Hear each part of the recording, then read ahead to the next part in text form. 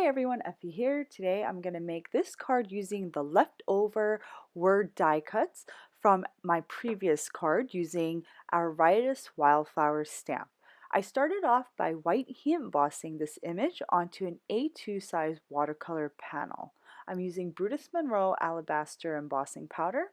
After I poured on the powder, I just hit the whole thing with my heat tool. I'm using my Ken Oliver color burst to watercolor today. So I started off by wetting the area that I want to paint first with some clean water, and the area that I want to paint is the edge with the two corners at the top, and then the same area on the opposite side of my panel, because I want to create a nice watercolored frame for my sentiment. I want the color to get lighter as we get closer to the center of the panel. So I started off by wetting the top and bottom edges with clean water first, and then I added my indigo color towards the edges, and then I blend the color out as we get closer to the center.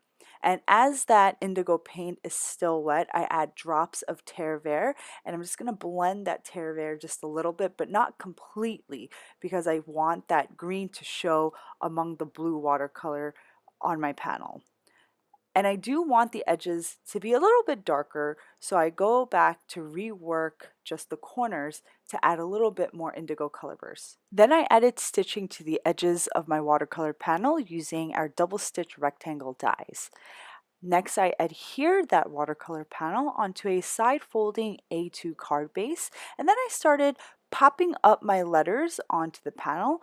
I started off with the A in thank, and then with the O in you. You want to make sure you start off with the middle letters to make sure that your sentiment is centered. Lastly, I embellished my card using our clear dewdrops. So my card is now complete. I hope you enjoyed today's video. It was a quick and easy card for me to make, especially because the letters were left over from my previous project, and this was a great way to use them up. So thanks for watching, guys. I'll see you next time.